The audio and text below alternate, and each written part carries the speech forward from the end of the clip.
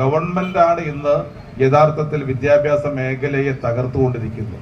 അധ്യാപകരുടെ ഒരു പിന്തുണയോടുകൂടി, അവരുടെ സഹായത്തോടുകൂടി നമ്മുടെ പൊതുവിദ്യാഭ്യാസ മേഖലയെ ശക്തിപ്പെടുത്താൻ ഗവൺമെന്റ് ശ്രമിക്കുകയാണ് വേണ്ടത്.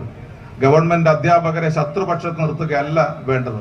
ഇന്ന് ഗവൺമെന്റ് അധ്യാപകരെ ശത്രുപക്ഷത്ത് നിർത്തിക്കൊണ്ടാണ് മുന്നോട്ട് പോയിക്കൊണ്ടിരിക്കുന്നത്. അതുകൊണ്ട് ഗവൺമെന്റിനോട് ആവശ്യപ്പെടാനുള്ളത്, അധ്യാപകർക്ക് കൂടുതൽ പ്രയാസങ്ങൾ ഉണ്ടാക്കുന്ന വിദ്യാർത്ഥികളുടെ മറ്റ് കഴിവുകളെ കൂടി മുന്നോട്ട് കൊണ്ടുപോകാൻ തക്ക രീതിയിലുള്ള അധ്യാപന രീതിയും അതുപോലെ തന്നെ പ്രവൃത്തി ദിവസങ്ങളുമാണ് ഉണ്ടാകേണ്ടത്.